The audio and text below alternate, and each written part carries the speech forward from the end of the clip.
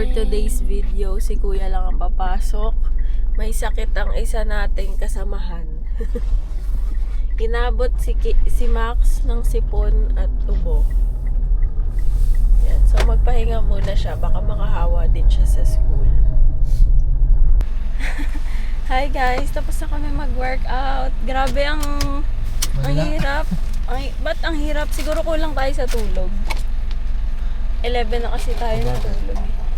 Ewan ko, pag ako kasi kulang sa pahinga. Pag nag-workout, pagod na pagod ako. Pero kapag kompleto yung pahinga ko, kayang-kaya naman. Pwede. Tapos, ayun, magre-ready na kami. Hindi naman namin ngayon susunduin si Max kasi may sakit nga siya. Nasa bahay lang siya. So,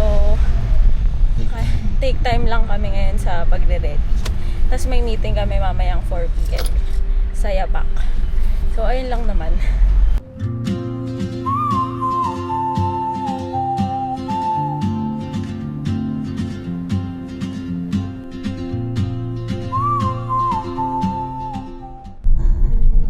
Ikot mo na ang batang may sakit. J-A-G ate. J-A-G ate. M-A-S mat ate. Wow, galing naman. Kahit naman may sakit, bibong-bibo pa rin, no? Paano, Pogi? Paano, Pogi? Wow, Pogi-Pogi naman.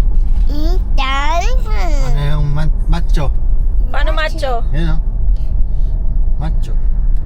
Ayan, dito namin iniikot si Max. Round Kalayaan lang din, pero dito sa may basketball court. Ayan, yung basketball court. Doon. Dito kami ngayon sa Perfect Finish, Papa-car wash. Then, ito yung waiting area, yung Perfect Grind. Kung gusto nyo magkape, pwede. Ayan. So, habang nag-aantay, dito lang kami. Chill. Ayan guys, mabango at malinis na naman si Storm. Ayan, tapos na tayo magpa-car wash. Ngayon, pupunta naman tayong dead stock. Pamimili tayo ng shoes natin na gagamitin sa Hong Kong trip natin.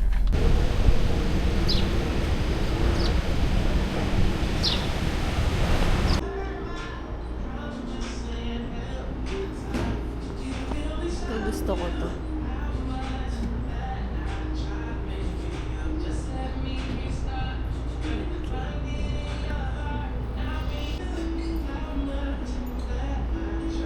Ganda nga. Women's yan. Ay, women's to? So guys, so nandito na kami ngayon sa lounge sa office.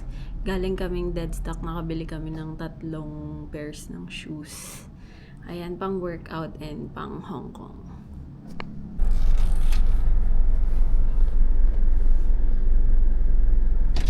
Ay, sir, kaya good lang po sila na wala po silang ano.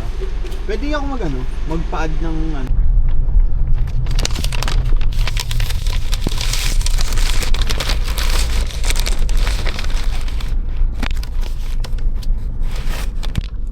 Kain tayo guys. Roasted chicken pesto.